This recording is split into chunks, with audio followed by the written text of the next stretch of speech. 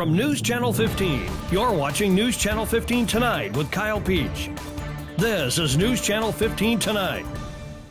Hi, good evening. Thanks for joining us here tonight. I'm Kyle Peach. Let's take a look at your news headlines. We begin with area arrest reports. Mount Carmel police report a few recent arrests. On Tuesday, 39-year-old Francisco M. Gutierrez of Albion was arrested on a Wabash County failure to appear warrant, along with additional charges of unlawful use of a weapon and no valid driver's license.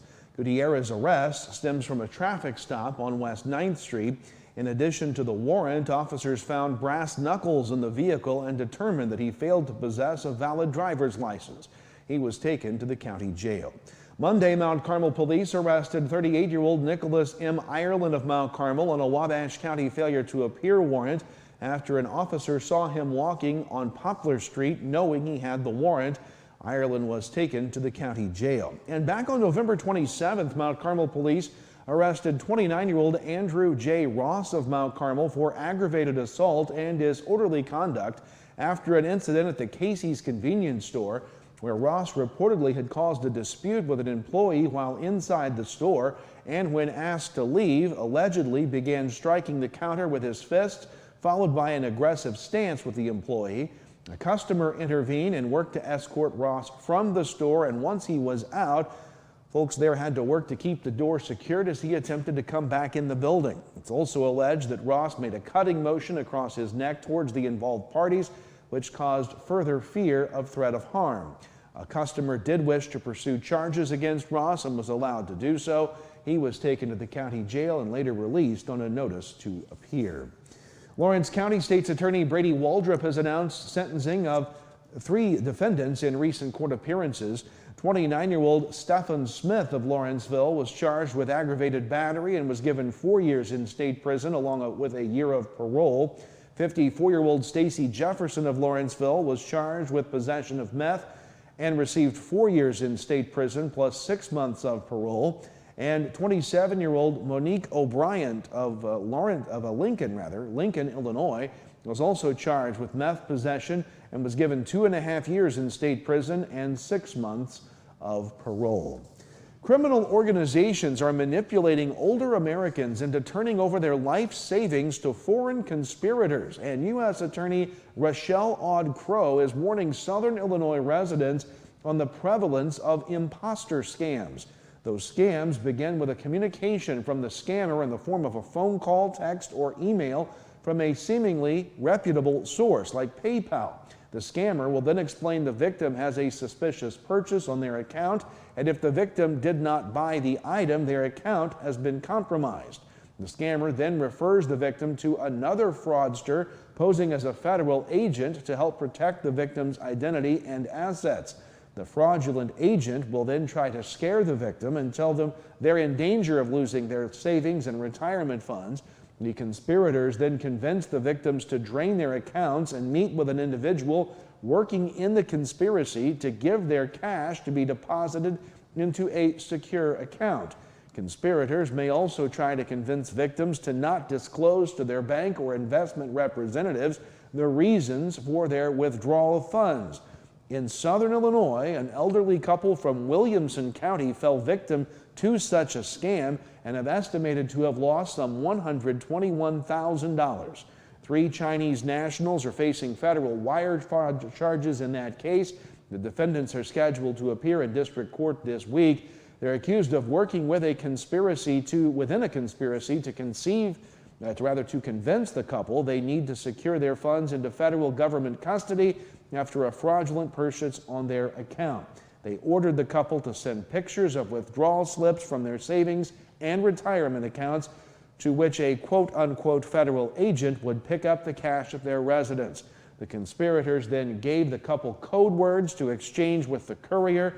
The defendants were arrested in October by Marion police as they attempted to pick up cash from the couple. This traffic alert for you as we head towards the holiday busy time of travel. The Illinois Department of Transportation announcing that a culvert replacement project will require a weekend closure in both directions of U.S. Highway 45, 3 miles north of Norris City, starting, weather permitting, at 6 p.m. tomorrow, Friday, December 13th. A posted detour will be in place to safely guide motorists around the closure, which is expected to conclude by 6 a.m. on Monday. Drivers are urged to pay close attention to changing conditions and all detour signs prior to the work zone. Obey posted speed limits, refrain from using mobile devices, and be alert for workers and equipment. Speaking of holiday travel, the end-of-year travel stretch is just around the corner, and AAA says Americans can expect a busy time in the skies and on the roads. Karen Kafa in Washington tonight with a look at how to prepare now for smooth travels ahead. Americans can expect lower gas prices and higher airfares compared to last holiday season, according to AAA. Their big end-of-year forecast should come as no surprise to anyone who traveled during the Thanksgiving period, especially at the nation's airports, as demand for travel continues to soar. Buckle up and get ready for crowded flights and roadways all over again. Thanksgiving was a record setter, and here we are with the year-end holiday forecast, and we're projecting another record year. AAA expects 119.3 million people will travel 50 miles or more during the holiday period between Saturday, December 21st and Wednesday, January 1st. And for the 107 million Americans expected to drive, gas prices will be lower than last holiday season. AAA spokesperson Aixa Diaz says there's a traditional drop in winter demand coupled with new trends. A lot of people are working remotely over the holidays, not going into the office as much. That brings gas demand down. And a lot of people do their holiday shopping online. So you're not having as many people driving to stores as we used to in the past. Government inflation data released Wednesday showed airfares up 4.7% year over year. Melanie Fish of Expedia says domestic fares were pretty reasonable ahead of the holidays, but now the clock is ticking. If you haven't made your plans yet to go over the hills and through the woods to grandmother's house, you've got to get on it. Fish also says air passengers haven't faced too many delays and cancellations this year, but notes it's winter now. It is the holidays, so make sure you have all your travel apps downloaded so you're getting updates quickly. Keep it in a carry-on. It's going to save you so much of a headache if you're not searching for a lost suitcase. And be flexible. Make sure you're leaving yourself plenty of time once you get to the airport. Air passengers should also keep in mind that new federal requirements state that U.S. airlines are required to give passengers cash refunds, not vouchers, if their flight is significantly delayed or canceled. The new rule, which also mandates that those refunds be processed automatically, took effect at the end of October. In Washington, I'm Karen Kafa. Thanks to Karen Kafa for that. Stay with us. We've got your weather forecast straight ahead, then a look at sports. We'll be right back. Wrap up your year at Steve Faulkner Automotive. New 2024 Ford Expedition, up to $10,000 off. And take home a new 2024 Ford Escape for as low as $347 per month. See them all at SteveFaulknerAutomotive.com. Steve Faulkner Automotive in Mount Carmel, Illinois has an outstanding service department. With free pickup and delivery, we'll make sure your vehicle runs perfectly at an affordable price. Come see us today or view our service specials at SteveFaulknerAutomotive.com. Hello, I'm Andrea Lull from Robinson, Illinois. For my first appointment, I knew I chose the right orthopedic center. The day's surgery went like planned, registration went smooth, pre-surgery, and the nurse made me feel very comfortable. I'm currently 3 months out of surgery. I don't even feel like I had a total hip replacement, but I am having a much better quality of life with my new hip. WGH, we're going home.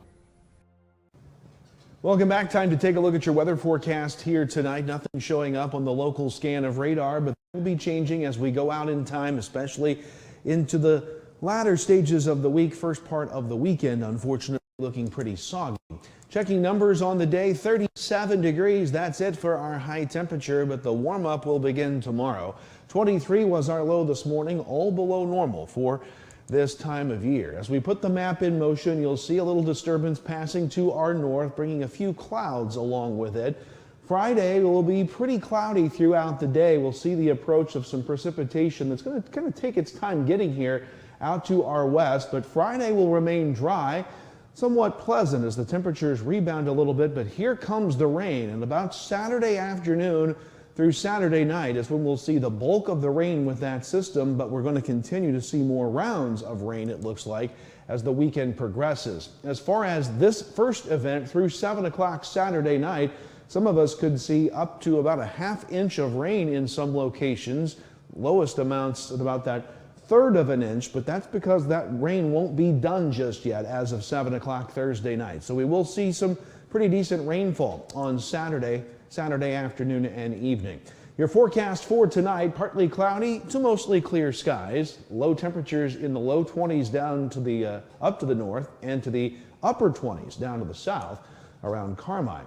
For tomorrow, again, a mix of sun and clouds, a pretty pleasant day as we rebound temperature-wise, near 40 degrees north of Highway 50, mid-40s around the Interstate 64 corridor for Friday.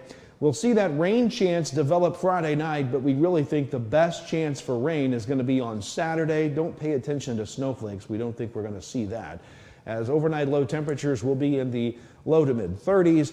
Saturday, the rain moves in, especially in the afternoon. Temperatures will be in the mid to upper 40s. Saturday night, the rain will continue even into Sunday and parts of Monday. It looks like the heaviest rains will be Saturday afternoon and evening, and then again Monday with hit and miss chances on Sunday. Another slight chance of showers on Wednesday. We will see peaks of sun Tuesday and Thursday.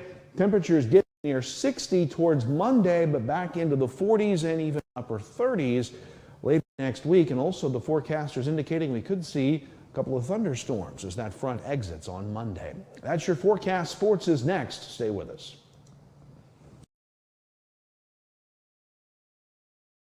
Great victories start with smart plays. At First National Bank, we help you craft a winning savings strategy, whether it's for a new home, a dream vacation, or a secure future.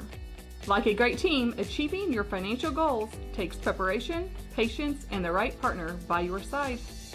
With personalized savings plans and tools, FNB helps you make every move count.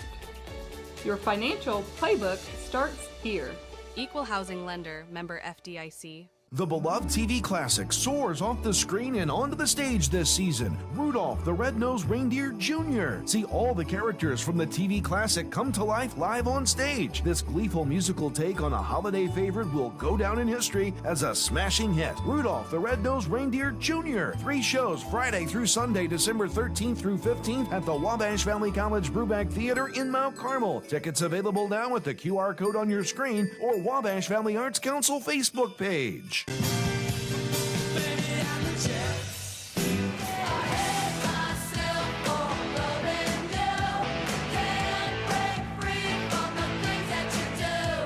In our days, 'cause I found God. Don't wanna be an American idiot. Fever, 'cause I'm breaking. And welcome back. It's time to wrap things up tonight with a look at sports. We begin with boys high school basketball action from last night. Edwards County beat Thompsonville 48-31 and Grayville beat Galatia 80-76. Men's junior college basketball last night. Wabash Valley beat Southwestern Illinois 76-72 at home. Meanwhile, Olney Central lost to Lincoln Trail 87-70. Vincennes beat John A. Logan 78-77. Lakeland beat Rend Lake 94-81 and Shawnee beat Kaskaskia 81-71. In women's action last night, Wabash Valley beat Southwestern 101-75. Olney Central beat Lincoln Trail coming from behind 71-63. Vincennes beat John A. Logan 79-64 and Rend Lake beat Lewis and Clark 62-61. This is going to be our final newscast of 2024 as we head into the Wabash Valley College Christmas break. Gives us a chance to thank you for joining us again throughout this year. Wishing you and yours a very Merry Christmas and all the best in the new year. Our next regular newscast will be on Monday night, January 6th. We'll still have breaking news and weather coverage as warranted over break. Have a very happy holiday season from Eli Grimes, myself, and all of us at News Channel 15. Thanks for watching. We'll have game replays throughout the night, the weekend, and next week, and a very special presentation. A concert from the Mount Carmel High School Choir will run periodically here on News Channel 15 during our normal news times right through the Christmas season. Thanks for joining us. Again, happy holidays. Merry Christmas. We'll see you next year.